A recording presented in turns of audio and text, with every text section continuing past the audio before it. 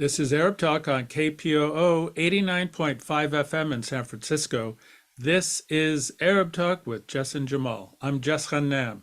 And I'm Jamal Dejani. Jamal, this is our first show of the new year. Welcome to all our viewers and listeners all over the world. We're co-broadcasting this from North America and from Europe, and we have a really great show today. We're going to focus primarily on the as I like to say it, I told you so phenomenon of the new Israeli government. And now all of a sudden the world is up in arms about how racist, how Islamophobic, how theocratic it's become. Things that we've been saying for decades now, Jamal, and now people are starting to finally wake up. So we're going to speak about the Israeli, quote, new Israeli government. I'm not sure how really new it is. It's old wine in new bottles. We're going to talk about the ongoing desecration of Palestinian Christian cemetery by Israeli soldiers. This is a long-standing issue. This one happened to be caught on video. We're going to talk about that. Palestinians were recently given looted antiquity by a Jewish-American billionaire, Michael Steinhardt.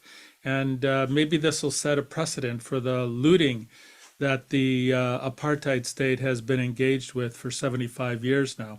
But before we talk about all of that, we're going to watch a really wonderful interview you did with Richard Silverstein, who's the editor of Tikun Olam, a blog that's discussing the new Israeli fascist government and the Meir Kahane disciple Itamar Ben-Gvir in his recent visit to the Al-Aqsa Mosque and the Haram al-Sharif in Jerusalem. It's quite a good interview.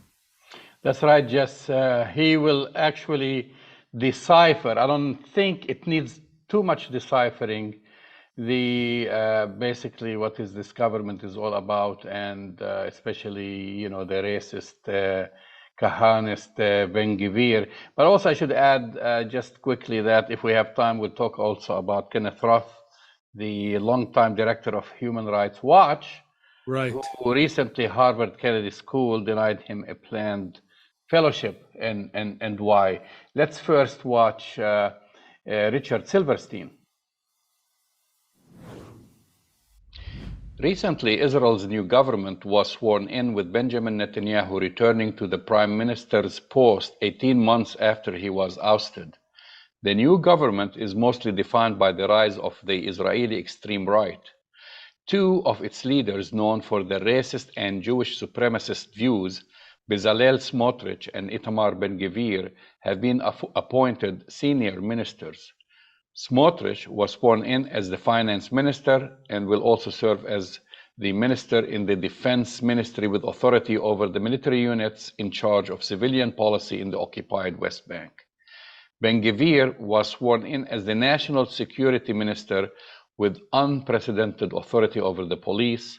Per a coalition agreement, he will also be in charge of a new independent security force of border guard paramilitary units that operate in the West Bank and Israel. Joining us to discuss this and more is Richard Silverstein. Richard authors the Tikun Olam blog, which is devoted to exposing the human rights abuses committed by the Israeli National Security State. His work has appeared in Haaretz, The Forward, the Seattle Times, the Los Angeles Times, and other publications. Welcome to Arab Talk, Richard. Thank you, Jamal. Thanks for having me again.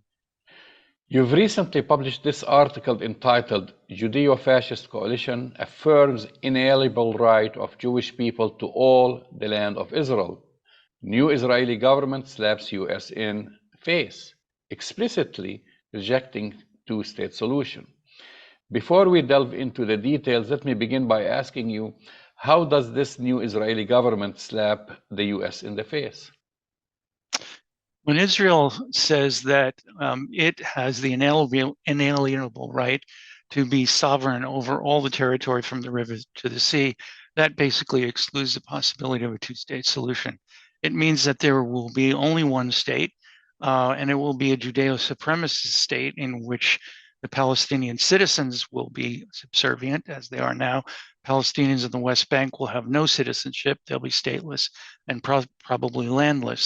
The US, on the other hand, supposedly supports a two-state solution. So if there can be no two-state solution because of this new Israeli government's platform, then our policy means nothing. And the US government has done nothing to express its strong feelings about this. It's expressed vague statements of concern for what's happening. If Israel creates something around or makes unilateral moves, that state solution. But that's useless kind of pablum. It has no meaning. The Israelis will take it as basically sort of fluff, and they will just go about what they're about doing, which is creating this supremacist state from the river to the sea. Yeah, but I mean, you started talking about the policy. I mean, which is basically a crushing rejection of U.S. policy. I mean, this goes beyond Biden. I mean, this policy has been in the books for several years now, and the response was from the Biden administration is muted. I mean, do they have a plan, or they're just going to let it go? And let Israel and let Netanyahu do whatever he wants to please, and then come to Washington, D.C., and will be given a hero's welcome in Congress like it happened during the Obama administration. I think the difference here is that Biden really doesn't care about the Middle East anymore, except for Iran. He has planted all of his seeds in the issue of China and Taiwan and Asia, to a certain extent Europe. And of course, because of Ukraine, that's become a priority. But the Middle East is something he basically has had experience with the failure in the Obama administration. And so he is downplaying that. And that's why the statements are so vague and so meaningless. If Biden was really invested in this issue, engaged in this issue, there would be a much more vigorous response and a more vigorous policy. There's been no attempt to create negotiations between the Israelis and the Palestinians. And if you compare it to Obama, there were several serious attempts to broker a peace deal between the Israelis and the Palestinians, which, of course, Israel eventually sabotaged. So there's no reason why Biden doesn't really care about this, except I mentioned Iran. So because we oppose an Iranian nuclear program, and Israel does too, so there's some effort to coordinate the approach to Iran, but that's really all that's important to Washington. I'd like to talk about the most egregious figures in the new Israeli government. Tell us about Smotrich and Ben-Gvir, their backgrounds, and why are they so dangerous? Well, let's talk about Ben-Gvir first, because he's probably the more significant of the two. Founder, a disciple of Meir Kahane, an early member in Israel of Kach, his political party, which was ruled a terrorist party and made it legal in Israel. And also the U.S. Treasury put Kach on its terror list, and then removed it, of course, about 6 months ago, right before the fascists came to power. And Ben-Gvir has boasted before Yitzhak Rabin was assassinated that we will be coming for him, although he probably didn't mean exactly assassination because that hadn't happened yet. But he is I call him a Judeo-terrorist, because he has been the mastermind of many of the terror attacks in the West Bank, which has ended up with arson attacks against the Dawabsha family, which murdered almost their entire family. And he has a young cadre called the Hilltop Youth, which go out and commit terror attacks, vandalizing property, desecrating mosques and cemeteries. And he is the mastermind behind that. He has been cited and convicted of 50 different times inciting terrorism. And let's talk now about Smotrich. Smotrich is another Orthodox Jew who was during the Gaza withdrawal in the Sharon, when he was prime minister and Israel was withdrawing from Gaza, there was a huge, intense opposition by settler groups. And Smotrich was caught by the Shin Bet with a bomb in his car. And he was transporting the bomb to the place where he was intending to plant it as a protest against the withdrawal. He was imprisoned for 3 weeks and detained by the Shin Bet and questioned by them. He never served in the IDF because they wanted nothing to do with him. And Ben-Gvir also was never served in the IDF. Now Ben-Gvir has charge of the military police, the border police that you mentioned. And Smotrich is basically going to control everything that happens in the West Bank, including the military presence on the West Bank. So it's just a completely insane situation politically. You wrote that these are the fundamental principle of this national government. I mean, actually, you're quoting from what they publish. The Jewish people have sole and inalienable right to all territory of the land of Israel.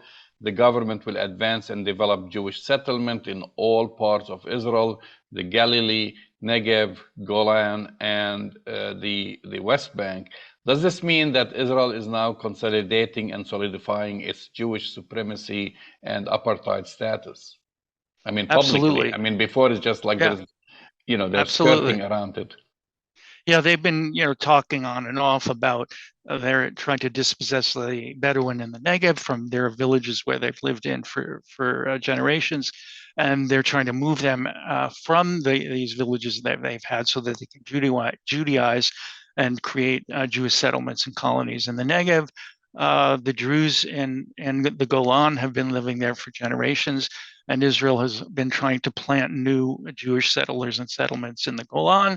And in the triangle in northern Israel, which is really the heartland of the Palestinian presence in Israel, they also want to Judaize that area. And the goal is to either through ethnic cleansing, getting rid of the Palestinians, or having such a massive presence of Jews that eventually the Palestinians will be shunted aside and possibly even driven out in some long-term process. Yes, this is a perfect example of Judeo supremacy and its incipient ethnic cleansing as well. Talk to me about the proposed override law, which, according to your article, would eviscerate Israeli Supreme Court and rule of law. Well, the Israeli Supreme Court is a little bit less powerful than the US Supreme Court, but what it can do is it can rule on laws and say they're, I won't call it unconstitutional because Israel doesn't have a constitution, but it can say this is a violation of what's called the basic law. So in effect, it's ruling these laws impermissible, and the Knesset can't enforce the law.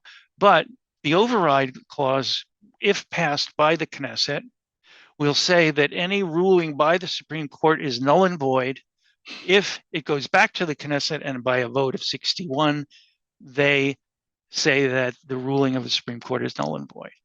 So what that does is it renders the Supreme Court irrelevant.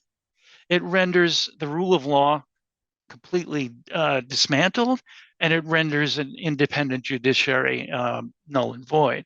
So you have then, you don't have an executive branch like you do in the US, but you have a legislative branch and you have a judicial branch. And the judicial sometimes exerts some kind of restraint on the legislative. In that eventuality, there's no judicial branch and the legislative people do whatever the hell they want. So basically what they're proposing is really to get rid of the Supreme Court. I mean, if you have the control over the Knesset, you'll get the 61 votes. Of course. And what I'd like to say is that it'll leave the Supreme Court, determining traffic tickets and tickets for dogs going, letting their dogs go.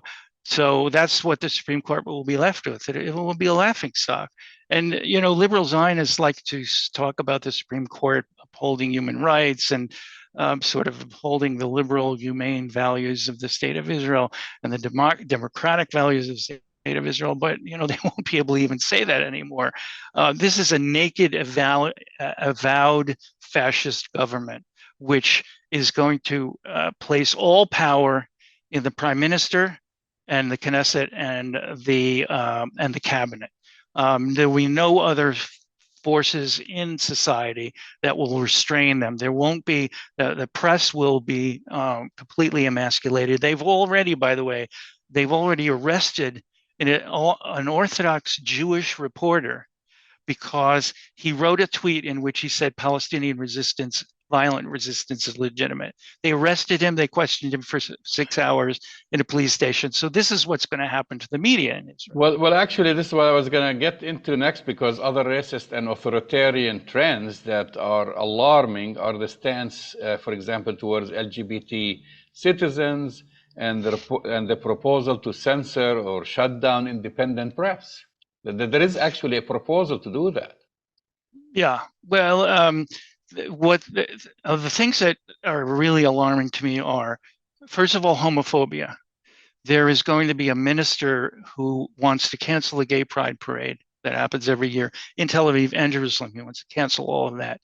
He wants to create a Jewish national identity, which through the education ministry will be inculcated in students. And by Jewish national identity, they mean this Jewish pride, that this Kahanist concept of Jewish power and Jewish pride. There are one of the major rabbis in Israel yesterday said that that LGBT people in Israel are a disease. And he is an important rabbi in Israel. And there were another major rabbi who had been a chief rabbi at one time, also said it was shameful to have a speaker of the Knesset who is gay. Now, the speaker of the Knesset is a far right-wing guy, but he is homosexual. And this rabbi told all of his followers, a lot of followers, very powerful rabbi, that this was shameful and that should never happen. So you have homophobia, then you have misogyny, because they're going to implement public transportation and public settings where women are going to be segregated from men. So if you want to talk about Rosa Parks in the back of the bus in the South, ending Jim Crow and her resistance, the women in Israel will be forced to sit in the back. Well, they'll be sitting in a bus where they'll not be allowed. The men will be in their own buses, and the women will be separate and not allowed on buses with men. And in other public settings, also, the women will be discriminated. But another thing is there are women who serve in the IDF. If this plan goes into effect, no more women allowed in the IDF. So you have a country that made a claim to being a Western country and like to see itself that way and compare itself to Europe, but it's going back. I mean, you could compare it to Iran probably in terms of it. Well, why there is no outcry in the West, especially from the supporters of Israel? I mean, we hear the outcry directed towards Iran. Recently with the demonstrations by women in Iran, there's a lot of media coverage. But I mean, what you're saying, only very few people know about this. Well, it's true. The European Union has been basically ineffective and useless on this issue. Everyone seems to be cowed possibly by the Israel lobby in the United States, and UK has a strong Israel lobby presence as well. Germany has its guilt over the Holocaust, which has turned it into a pro-Israel state, which penalizes and criminalizes Palestinian voices in Germany, and even Jewish voices that are anti-Zionist in Germany. So Israel has manipulated a situation around the world where it's emasculated a lot of the opposition. You have opposition in the grassroots, but in terms of governments, in terms of prime ministers, they're all cowed about being very strong about this issue.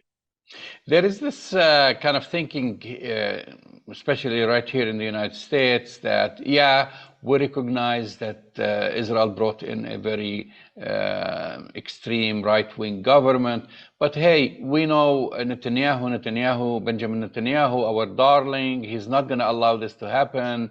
He said that he'll protect the LGBT rights, and then we'll kind of, he'll make things better. I mean, do you believe in anything of this sort?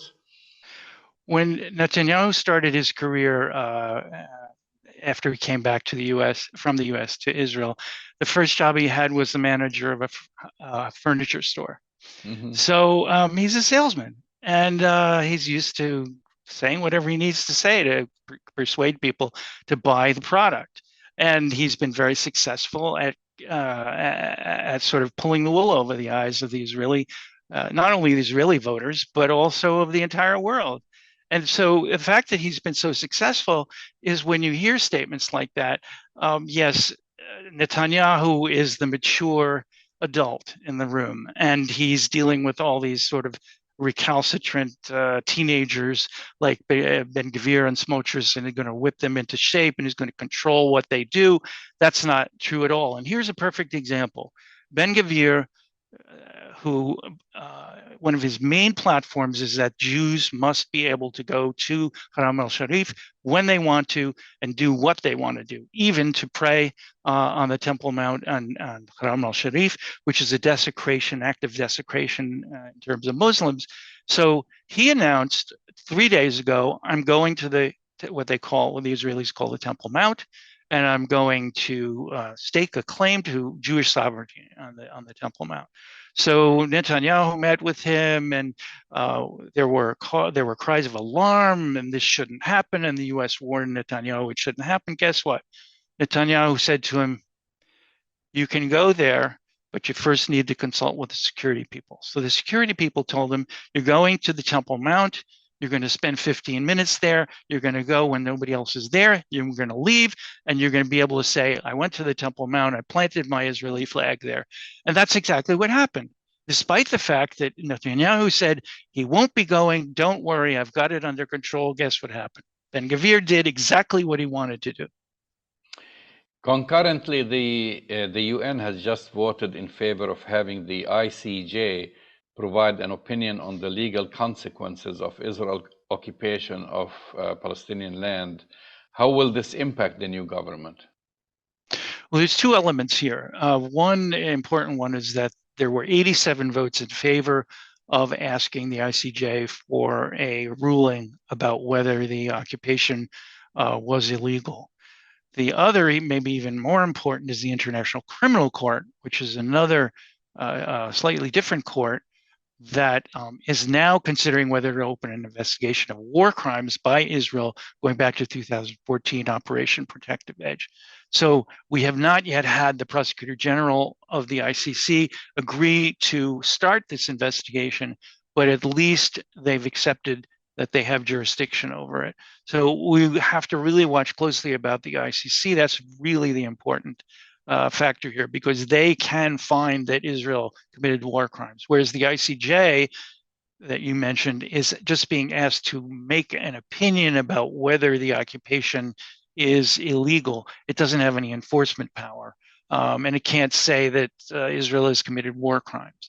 So I think both are very important. And the fact that there were 87 votes, and which was an overwhelming number compared to the 24 votes. And by the way, the U.S. voted against the resolution, along with Israel and 22 other states. So that tells you a lot also about our sort of obsequiousness towards Israel. What do you think is the most effective way to bring Israel in line with international law? I mean, if you can bring them in line with international law through the United Nations and through other means, is it BDS, or is it pressure from the United States or pressure from the EU? Well, this is a very difficult issue, obviously, because when you have a fascist government, you think about Nazi Germany and and fascist Italy, the only way that they were toppled was by war. There's obviously not going to be a war against Israel by the countries that oppose what it's doing. So the other options are the ICC, trying to keep pressuring international bodies as Israel goes farther and farther to the right, to take more active action. BDS is, of course, another very important and legitimate cause. If we can get financial investment to stop from international global banks and global entities, if we can, for example, what I've called for is for states, if they really object, recall their ambassadors, cut off relations with Israel. We may not be at that point where that's an acceptable kind of point of view, but regarding the Ben-Gvir visit, the governments around the world have denounced this, and the United Arab Emirates has called for a hearing before the Security Council. So these are the kinds of actions which have to be ratcheted up. There has to be constant pressure against against the Biden administration and the other European countries, and for them to be more aggressive about this. And it's a very complicated issue because Israel is very powerful. It has the ninth strongest army in the world, very strong, thriving economy. So from its point of view, it can just sit there and do whatever it wants. So we're not going to be able to move Israel very easily. It's going to be a very long-term process, I'm afraid. One final question. Ben-Gvir is a loose cannon, even for Benjamin Netanyahu and the Israeli government.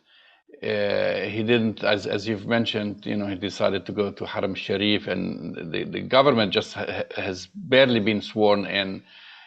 What if he decides to come to the United States? And this is the question: how will the USA allow him to come in, having been indicted with 50 charges, of a criminal record, have been for years calling for the expulsion of Palestinians, inciting hatred and attacks on Palestinians, and the United States usually don't allow citizens of other countries with criminal records to come to the United States. Well, we've heard from the Biden administration about a week ago that they're considering a policy that if any Israeli has been accused of a violent act against a Palestinian, that they will not be admitted to the United States. And that is an implied statement about Smotrich and Ben-Gvir. But that's very far from saying he is now persona non grata. He will not be admitted to the United States. In addition, these are things I've been advocating in my writing over the past few weeks. The Israeli embassy in Israel should not, the US embassy in Israel should declare that it will have nothing to do with Smotrich and Ben-Gvir, because they are Judeo-terrorists and the US government is supposedly opposed to terrorism. That's not a policy that they're prepared to engage with, but it's very important that the U.S. make this stand and make it very clear. And the fact that we haven't done this, it really sends a signal to Israel that they can continue to get away with whatever they want, and we won't stand in the way. Richard Silverstein, thank you for sharing your insights on Arab Talk.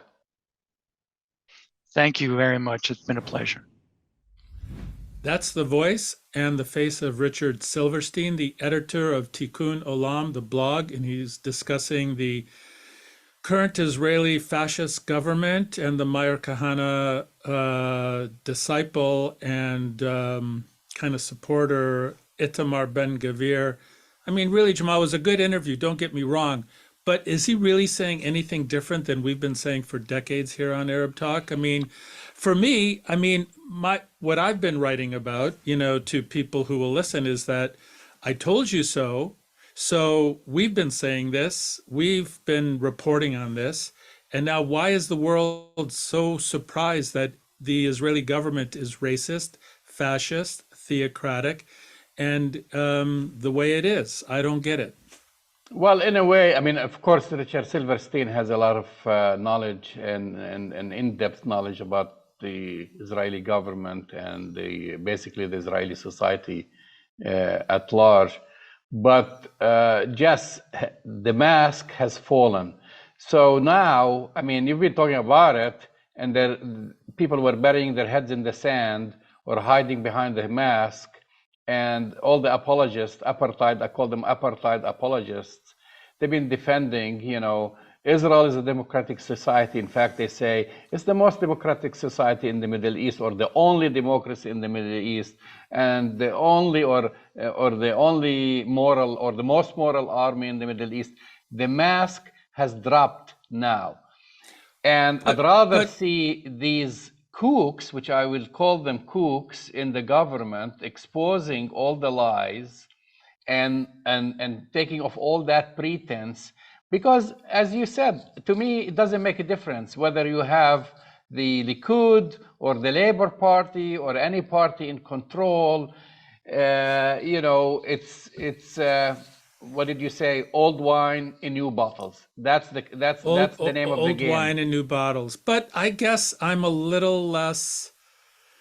How shall I say this? I'm still kind of the opinion that, this is something that we've been saying for so many years now and so many decades. And to say that the mask is off, but the mask has come off for decades. The mask has been off for a very long time, Jamal. To me, and people who know and can see through the mask. But for the vast majority of people, they drank the Kool-Aid, Jess, and let's. But they're still drinking the Kool-Aid, because let me tell you how they're still drinking the Kool-Aid. Because you have President Biden saying that he looks forward to meeting with his good friend, Benjamin that's Netanyahu. A different story, I have to say. Biden has drank the Kool-Aid a long time ago. He knows the truth deep in his heart, but he chooses to bury his head in the sand. Exactly, Jamal. And the fact is that the world, and perhaps rather than saying that the mask is off, the world continues to see ever so clearly this kind of, we won't say the only democracy in the Middle East, but the most racist theocracy in the Middle East, may be another way of talking about it, the only apartheid state in the Middle East, this racist, basically hateful government. And what's interesting about what's happening now, Jamal, is that there's a large segment of Israeli society who are Jewish citizens, but say darker skinned or from Africa or of Arab descent, who are really seeing the full breadth and the depth of the racism and the hatefulness that this government has towards all people of color, whether or not they're Palestinian or not. So I think that the fact that, for example, the United Nations now wants to investigate Ben-Gvir's visit, I don't even want to call it to a visit, Jamal, a provocation. Storming off. Storming of the Haram Ben-Gvir goes with a whole battalion of Israeli border police to protect them. Exactly. So, and now the Israeli ambassador to the UN says they want to punish the UN for investigating and having a committee to investigate these kind of racist, provocative practices. So, I mean, we're going to talk more about this. I'm glad that you had that interview with Richard Silverstein. But let's be clear, it's not as if there's been any change in U.S. policy, because the Biden administration has said nothing. The only thing that they're going to do, the State Department has said nothing. The only thing that they're going to do that I read about is that they're going to send a national security expert to speak with the Netanyahu government next week. But all that means is that they're going to say things privately, which they will never say publicly. And, I'm sad that I have to say this, but it's kind of a weird thing that I'm going to say, so please bear with me.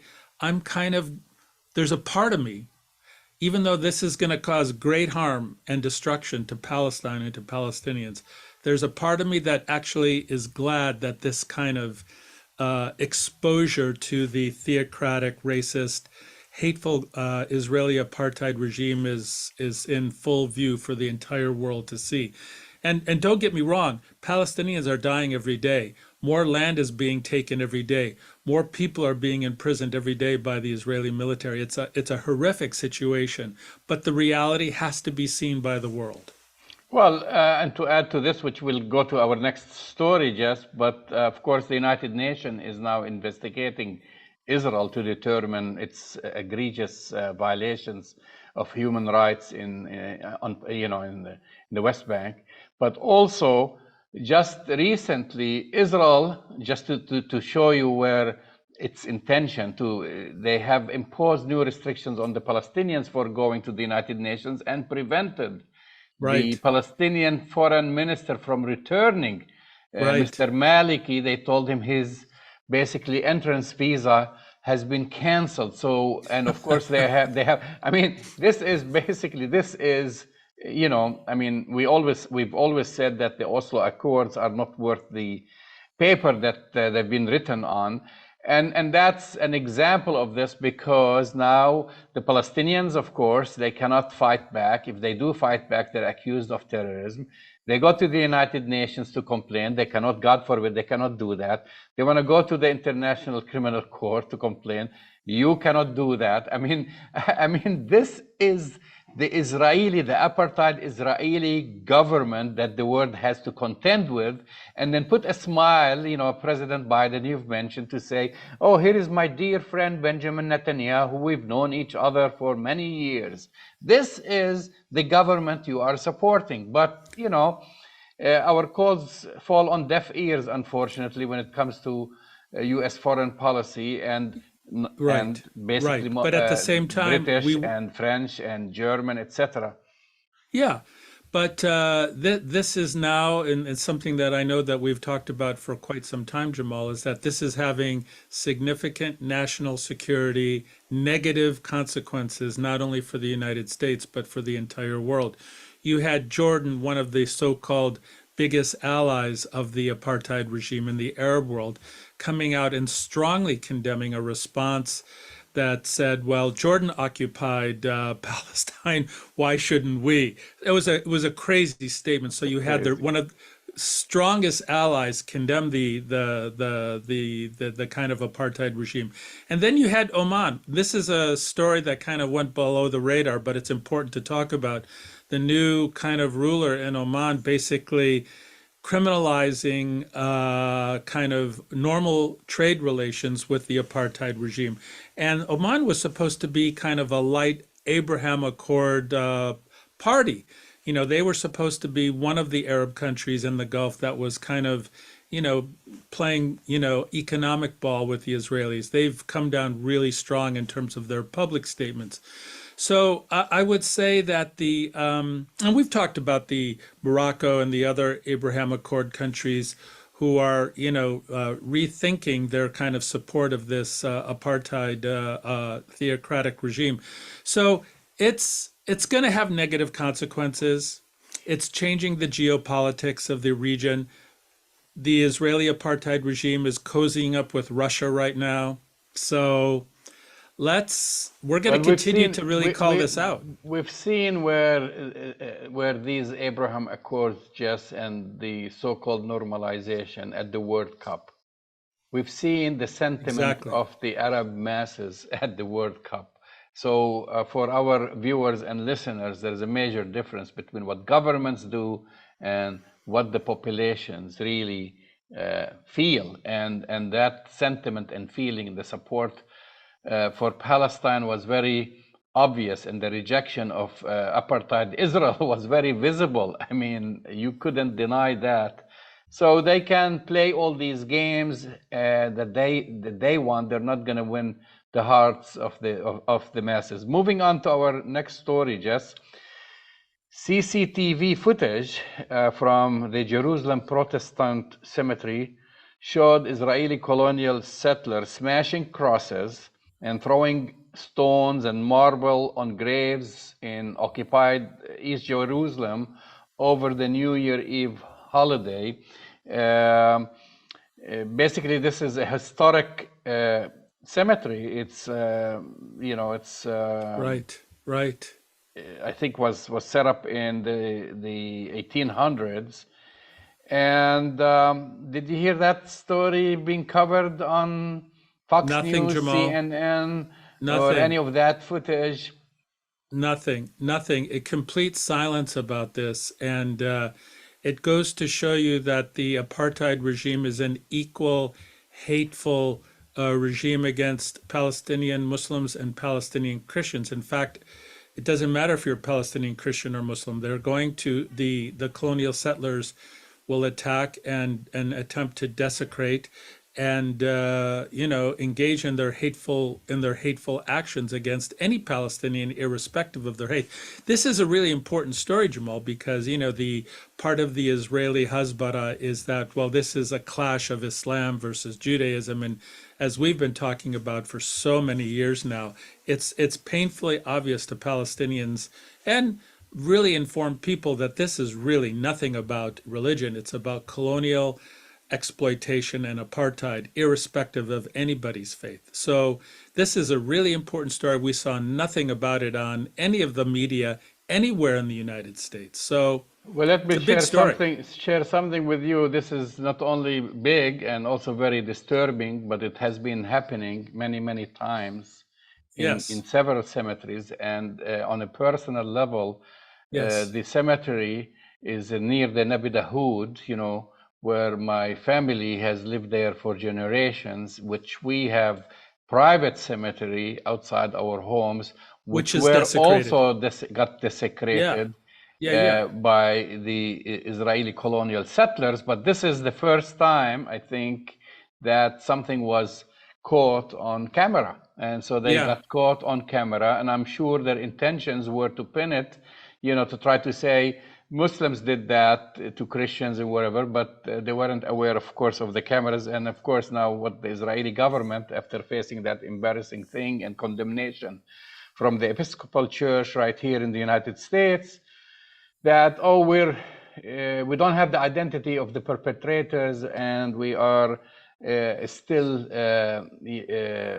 looking for them or investigating.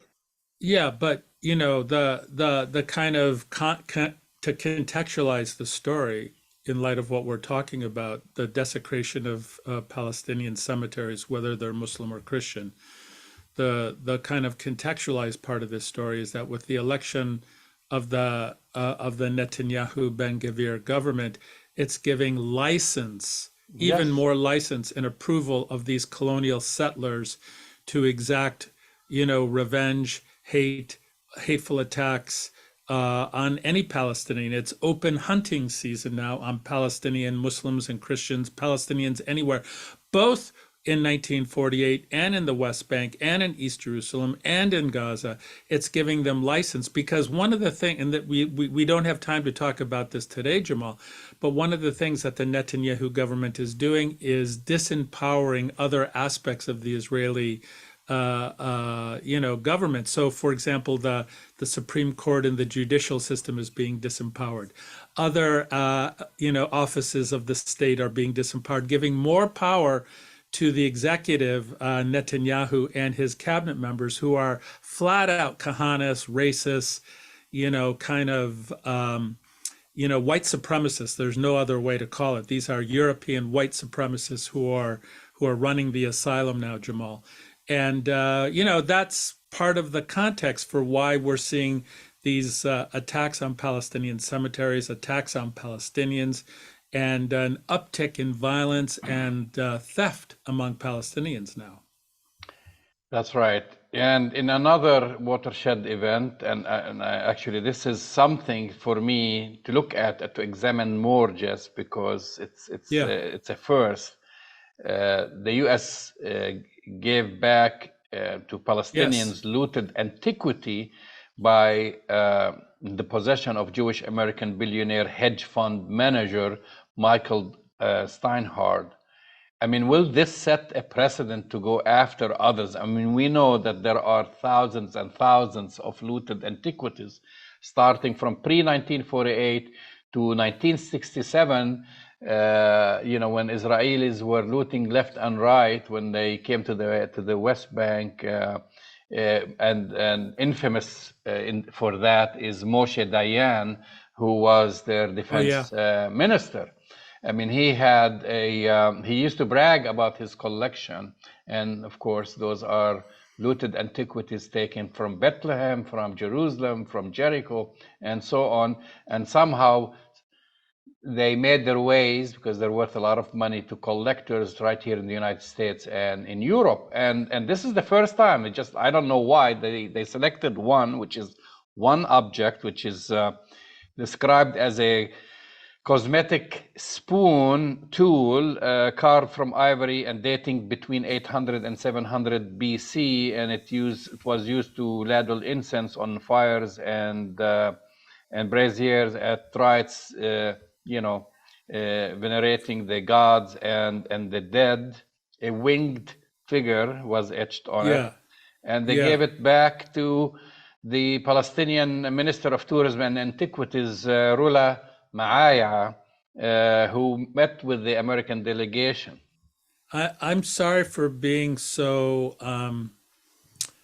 let's see, again, I have to be careful about my choice of words, so uninspired by this story, Jamal, because I think this is Israeli Hasbara.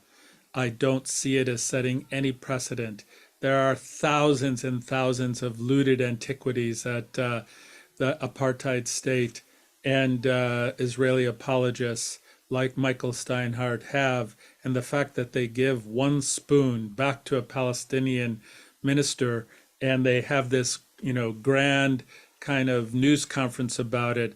I'm sorry, it doesn't inspire me to feel good. It doesn't inspire me to feel like there's going to be a wholesale reclamation and return of Palestinian stolen antiquities. And let's not. Well, I mean, to me, it's a little bit different, just because this is the first time that they didn't decide to look the other way. Because, as you know, they are the FBI or other agencies. But why isn't this just a feel-good story? Why isn't this just an attempt at a feel-good story? Well, in light of, to me, it sets a precedent. This, of course, to give it more context, in 2021, after investigators seized 180 stolen antiquities valued at $70 million from Steinhardt, and they found this piece in his possession. That's part of a big raid, and then they decided, well, it was stolen from Hebron, actually, and it made its way. It surfaced on the international art market back in 2003, when Mr. Steinhardt bought it from an Israeli antiquities dealer who has been accused of dealing in hundreds of illicit Middle Eastern treasures, at least 28 of which were sold to Mr. Steinhardt. Yeah, it's hard for me to feel good about it, to be honest. I think that, we can only hope that it'll set a precedent. But let's remember, not only was art and historical artifacts looted from Palestine, the entirety of historic Palestine has been looted. So one spoon in the history of a looting of an entire nation. Well, it is a recognition that something was looted by the United States, because usually the media and the government, they play games. Oh, this is disputed territory. It's not occupied. It's not stolen. It's it's disputed. And now at least there is a recognition that this piece of antiquity has to be returned to the rightful owners. Yeah, and I think, I'm saying this more and more to people who will listen, Jamal, because this is a really important kind of larger 30,000 foot kind of picture. This is yet another example of what we've been saying for such a long time. This is not the kind of typical thing that the Israeli Hasbaristas say. Well, there's two sides to everything. This is the Israeli view. This is the Palestinian. We have a difference of This is not a difference of opinion. This is straight out occupation, colonial settlement, colonialism. and And theft of theft. an entire, history of a nation, its land, its antiquities, and an attempt to rewrite the history. There's no two sides here, Jamal. There's one side. And this spoon, maybe in giving it back, is a reflection of a process to kind of eliminate this fiction of two sides of a story when it comes to the question of Palestine. There's no two sides here, Jamal. And our final story, Jess, and this is something we have discussed time and time again. Yes. Of course, mostly what happens on college campuses with our interviews with many professors, including Right. Dr. Rabab Abdel Hadi and others, Right. and in the United Right. States, in Canada, in Britain, and so forth. Kenneth Roth, the longtime director of Human Rights Watch, 29 years, he's Jamal, been as there the for director. 29 years, Yeah. said that Harvard University School, Kennedy School, denied him a planned fellowship because of the organization's work on Israel. And there is a big article about this. People want to learn about it in The Nation. Yeah, it's a good And- article. And so basically the story goes is shortly after he stepped down, which that's the norm, as director of Human Rights Watch last April, he was offered a fellowship at the Carr Center for Human Rights at the Kennedy School. They offered it to him. Yeah, They he didn't invited ask him. for it. Yeah, No. he didn't apply for it, Jamal. He was offered, they came to him. That's what makes this. Then Douglas Elmendorf, the Kennedy School's dean, intervened to reject his fellowship. So after he got invited, the dean basically vetoed the scholarship. And what Roth said, Elmendorf asked him during a meeting whether Roth had any enemies, and I'm quoting here, and he said, "I knew what he was driving at," said Roth, who is Jewish.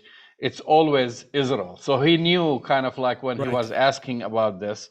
And then, of course, he goes further that basically the school or the dean was under pressure from donors to reject his fellowship, which, by the way, the school denies.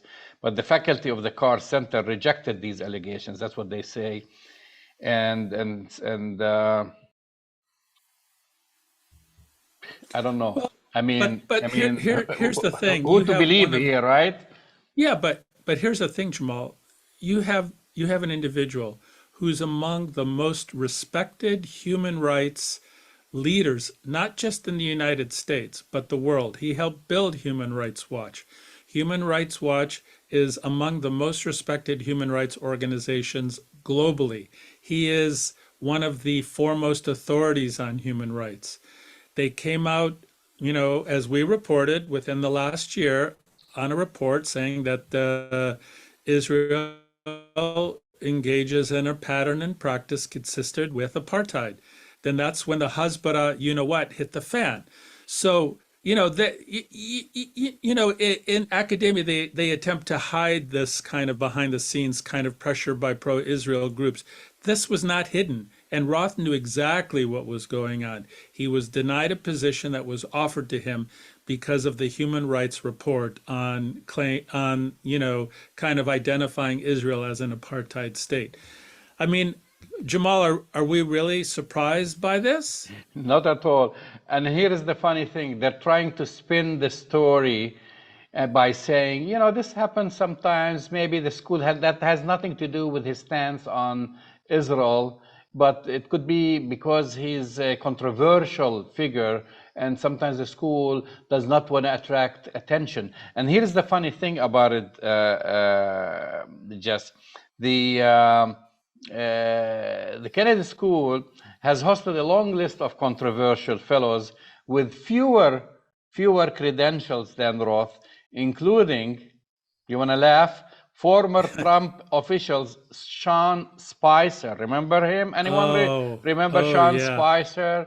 How embarrassing. Supporting Trump and saying that there were hundreds of thousands of people during the inauguration and all these lies.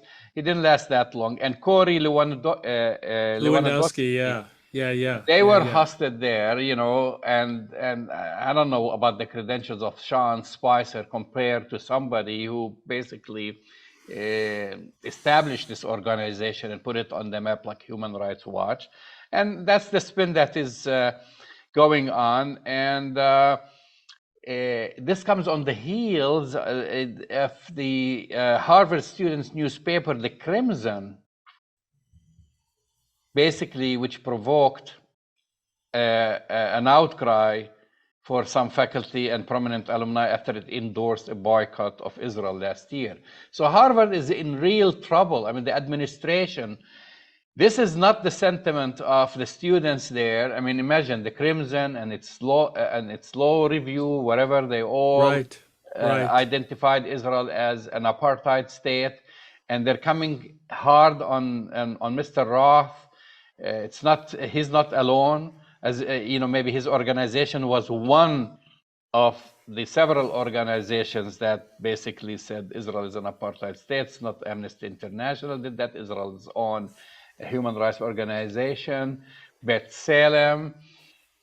It's kind of it's really depressing for academic freedom.